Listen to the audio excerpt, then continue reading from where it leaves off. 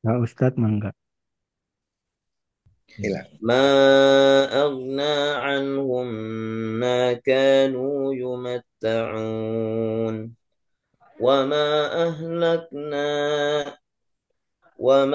أهلكنا من قرية إلا لها منذرون ذكرى وما كنا ظالمين وما تنزلت به الشياطين وما ينبغي لهم وما يستطيعون إنهم عن السمع لمعزولون فلا تدع مع الله إلها آخر فتكون من المعذبين وأنذر عشيرتك الأقربين واخفض جناحك لمن اتبعك من المؤمنين فإن عصوك فقل إني بريء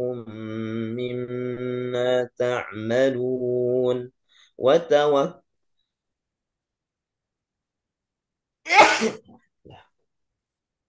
وتوكل على العزيز الرحيم الذي يراك حين تقوم وتقلبك في الساجدين إنه هو السميع العليم هل أنبئكم على من تنزل الشياطين تنزل على كل أفاك أثيم يلقون السمع وأكثرهم كاذبون والشعراء يتبعهم الغاوون ألم تر أنهم في كل واد يهيمون وأنهم يقولون ما لا يفعلون إلا الذين آمنوا وعملوا الصالحات وذكروا الله كثيرا وانتصروا من بعد ما ظلموا وسيعلم الذين ظلموا أي منقلب ينقلبون صدق الله العلي العظيم.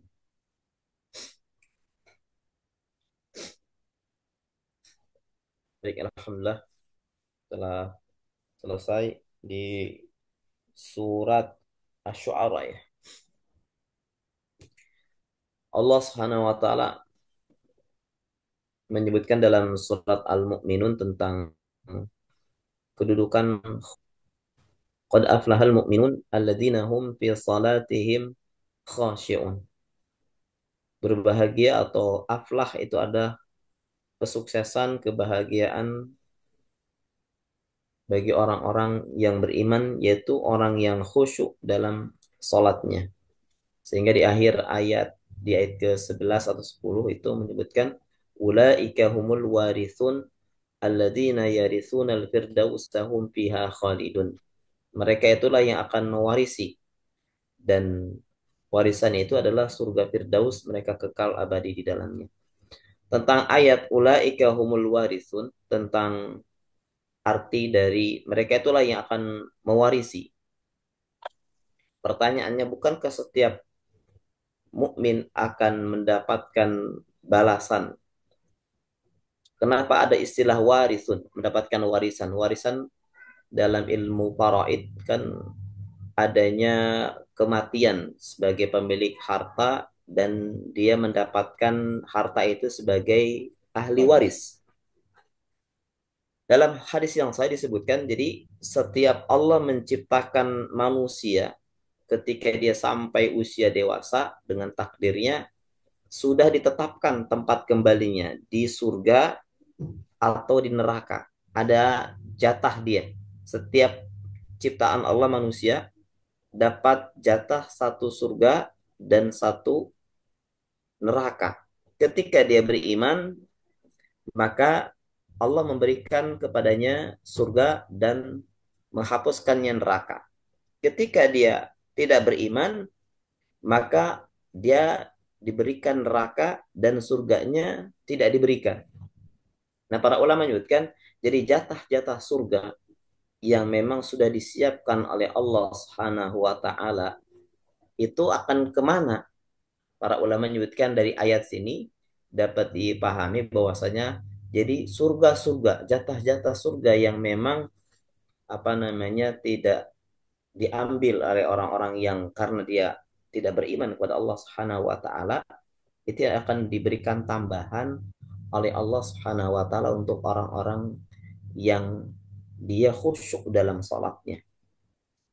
Jadi memang jatah surga bagi orang-orang yang beriman itu jangan khawatir, ya, tidak akan mungkin gak kebagian. Bahkan dalam hadis yang sahih disebutkan terkait tentang keutamaan la ilaha illallah. Jadi Nabi Musa alaihissalam bertanya tentang derajat tertinggi di surga dan derajat terendah. Kata Allah, derajat terendah dari hambaku adalah seorang yang terakhir keluar dari neraka, yang dia dipersilahkan untuk masuk surga. Hanya saja si hamba ini merasa minder, merasa kualitas imannya tidak setara dengan surga yang Allah telah siapkan. Sehingga Allah Subhanahu wa taala sendiri menyiapkan untuk dia sesuai dengan kadar keimanan yang dimilikinya. Karena demikian rendahnya, maka Allah memberikannya 10 kali lipat seperti keindahan yang ada di dunia. Tidak sampai di situ, Allah pun melipat gandakan lagi sampai akhirnya 100 kali lipat, dan si hamba ini ya merasa luar biasa sampai mengatakan cukup ya Allah, cukup dengan 10 kali lipat saja sudah mencukupi. Ini baru kedudukan surga yang terendah. Bagaimana dengan kedudukan yang paling tinggi? Dan Firdaus adalah kedudukan yang paling tinggi. Maka kata Rasulullah, "Idza sa'altumul jannah fas'alu Firdaus." Jika kalian meminta surga, maka mintalah Firdaus kepada Allah Subhanahu wa taala. Jadi jangan ya gimana Allah aja ngasihnya. Enggak begitu. Harus betul-betul himmah itu. Allah itu maha karom, maha dermawan, maha mulia. Malu ketika hambanya mengangkat tangan berdoa, Allah tidak mengijabah. Maka terserah Allah nanti ketika kita meminta Firdaus, boleh jadi di saat itulah Allah merubah kita agar kita sampai pada derajat itu dirubah. Keadaan kita, ketakwaan kita akan semakin berkualitas, boleh jadi. Atau Allah akan arahkan dia untuk bisa beramal dengan amalan yang luar biasa. Atau mungkin Allah memberikan karunia lain. Nah, tentang kekhusyuan, dasar khusyuk itu pertama tidak mungkin terjadi dengan sendirinya atau dengan memejamkan mata, menundukkan kepala atau yang lainnya. Kekhusyuan itu ada dua porosnya. Pertama adalah ilmu. Sebab karakteristik dari seorang yang khusyuk adalah para ulama. Dalam surat Fatir disebutkan innama yakhshallaha min ibadihil ulama. Sesungguhnya orang yang takut kepada Allah adalah seorang yang alim. Definisi alim oleh para ulama disebutkan adalah orang yang dengan ilmunya tumbuh rasa takut, semakin dekat dengan Allah Subhanahu wa taala dengan ilmu apa saja. Ilmu dengan ilmu saja, baik itu ilmu diniyah maupun ilmu secara umum, alam, ya. Pengetahuan kita yang mendekatkan diri kita kepada Allah, hakikatnya dia adalah seorang yang alim. Sedangkan orang yang berilmu tetapi dengan ilmunya semakin lancang, semakin jauh dari Allah Subhanahu wa taala, maka dia dipandang bodoh. Karena pelanggaran itu menunjukkan kebodohan. Sebagaimana dalam surat An-Nisa disebutkan, in walaysat innamat taubatu 'alallahi lilladzina ya'maluna su'a bijahalah. Tobat itu masih diharapkan dari orang yang melakukan keburukan lantaran bodoh. Dari ayat ini para ulama menyebutkan setiap pelanggaran adalah bentuk kebodohan. Tidak dilihat dia seberapa banyak ilmu yang didapatkan ketika dia melanggar, maka dia kategorinya adalah kategori bodoh. Sedangkan seorang yang dengan ilmunya semakin taat kepada Allah dikatakan sebagai alim. Nah, jadi poros kekhusyuan harus dengan ilmu. Tidak mungkin tidak dengan ilmu. Sebab perkara khusyuk letaknya di hati. Dan muara tentang bagaimana hati itu bisa menyelami, ya, sampai bisa apa namanya memahami itu dengan ilmu. Sebab ketika menyebutkan tentang definisi khusyuk yang disebutkan khusyuk itu bagian salah satu dari ihsan dalam ibadah. Ihsan itu adalah anta abudallah ka'annaka tarahu fa ilam takun tarahu fa innahu yarak. Ada dua standar derajat khusyuk. Yang pertama, beribadah seolah-olah bisa melihat Allah. Ini level tertinggi. Level terendahnya adalah jika tidak sanggup, dia meyakini kalau Allah melihat dirinya sampai kepada bagian yang terdalam dalam dirinya. Dan yang kedua, poros dalam kekhusyuan adalah melahirkan ilmu yang didapatkan itu masih berkaitan dengan ilmu, melahirkan kekhusyuan, keyakinan. Sebagaimana yang disebutkan dalam surat Al-Baqarah, wasta'inu bis sabri wassalah. Minta tolonglah kalian dengan sabar dan salat. Wa innaha, dan sesungguhnya perkara itu adalah kabiratun, perkara berat, illa alal khasyiin, kecuali orang-orang yang khusyuk. Siapa orang yang khusyuk? Ditafsirkan di ayat selanjutnya adalah alladzina yadunnuna annahum mulaqu rabbihim wa annahum ilaihi rajiun. Yaitu orang yang yakin akan perjumpaan dia dengan Allah Subhanahu wa taala dan dia meyakini dia akan kembali kepada Allah Subhanahu wa taala. Nah, ketika seseorang dia senantiasa menuntut ilmu, dan ilmu yang dimaksud para ulama adalah ilmu tentang sifat-sifat Allah, nama-nama dan sifat-sifat Allah Subhanahu wa taala, sehingga melahirkan keyakinan ketika dia berhadapan dengan Allah di dalam salatnya, maka dia akan berusaha untuk bisa, ya, memahami. Apalagi dikuatkan dengan hadis dari Abu Hurairah ketika seseorang sholat membaca surat Al-Fatihah, kata Allah dalam hadis qudsi itu, ya, qasamtu as-shalah baini wa baini abdin nisfain. Aku membagi surat Al-Fatihah itu menjadi dua bagian, untukku dan untuk hambaku. Ketika si hamba mengucapkan alhamdulillahirabbil alamin, dijawab sama Allah, hamidani abdi, hambaku memujiku. Ketika kita mengucapkan ar-rahmanir rahim, Allah menjawab, hambaku menyanjungku. Ketika kita mengucapkan maliki yaumiddin, Allah menyebutkan hambaku mengagungkanku. Ketika kita mengucapkan iya karena na'budu wa iyyaka nasta'in, kata Allah, inilah ayat yang menjadi dua bagian, satu untuk Allah, satu bagian untuk hambaku. Wali abdi mas sa'al, dan untuk hambaku apa yang dia minta Allah akan berikan. Hadirin azani Allah wa iyyakum. Nah, kekhusyuan perkara memang berat karena dia perkara hati, maka hendaknya setiap kita memperhatikan perkara hatinya karena muara kebaikan dan muara keburukan terletak dalam hatinya. Bahkan Rasulullah menyebutkan awalu ma yurfa min hadhil umma al khusyuk. Perkara pertama kali yang akan dicabut dari umat ini adalah kekhusyuan.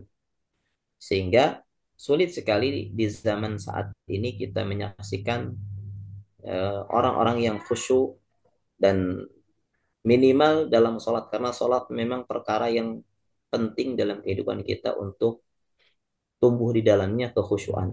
Walaupun kekhusyuan dituntut dalam segala hal dalam aktivitas kehidupan kita.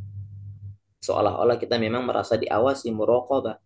Seolah-olah kita memang betul-betul dipantau oleh Allah Subhanahu wa taala, sehingga hati kita senantiasa, ya, ingat kepada Allah Subhanahu wa taala dan hatinya senantiasa khusyuk menapaki jalan kehidupannya. Seperti para sahabat dahulu, setiap mereka berjalan di tempat manapun, mereka senantiasa membayangkan ini adalah bagian dari perjalanan menuju alam akhirat. Tidak pernah mengenyampingkan bahwasanya kehidupan yang dijalaninya adalah tidak ada kaitannya dengan perkara akhirat, tidak. Justru setiap apapun, sampai ada seorang sahabat kalau melihat kalau Sunda bilang tuh durukan ya, tabunan kalau di Parung itu, ketika melihat tabunan saja mereka bisa membayangkan itu adalah neraka gitu ya, menggambarkan demikian. Ketika melihat kebun yang indah dia bisa membayangkan tentu lebih baik bagaimana indahnya surganya Allah Subhanahu wa taala. Nah, jiwa-jiwa yang khusyuk inilah yang memang didapatkan dari generasi-generasi terbaik. Dan kita berdoa kepada Allah Subhanahu wa taala tidak berputus asa, walaupun kita sampai detik ini pun sholat ya sulit rasanya mencari kekhusyuan kecuali di awal, sampai mau di akhir aja ingatnya ya, bahkan mungkin ya apalagi kalau banyak masalah ya boro-boro bisa khusyuk. Yang jelas Allah akan melihat mujahadah kita, kesungguhan kita untuk mau khusyuk, walaupun persekian persen dari sholat kita, ya mudah-mudahan Allah Subhanahu wa taala terima. Karena ya beratnya kekhusyuan di saat ini. Demikian wallahu a'lam bishawab, ini nasihat untuk saya dan semuanya. Mudah-mudahan ya tilawah Al-Qur'an kita juga termasuk ya dalam rangka memperbaiki hati kita agar nanti hati kita bisa lebih khusyuk ketika menjalankan peribadatan-peribadatan. Amin ya Allah. Amin ya Allah ya Amin. Rabbal alamin. Ya subhanallah wa bihamdik, asyhadu an la ilaha illa anta, astaghfiruka wa atubu Astagfirullah. ilaik. Terima Waalaikumsalam. kasih, Ustaz. Terima Ya, kasih Pak Ya, sama-sama. Pak Sultan. Ustadz. Terima Ya, kasih. Terima kasih semuanya. Kasih Pak Samsul, Pak ya, Budi, Pak Sofyan, Terima Pak ya. kasih, Ismet, Terima Pak. kasih. Pak Ya, Peno, amin. Pak Isuk. Pak Epi. Selamat berweekend. Ya sama-sama. Mas Ya, Sofian. Mangga semua Sehat-sehat sadayana, mangga semuanya. Fahilin. ya, Ya. sehat Pak.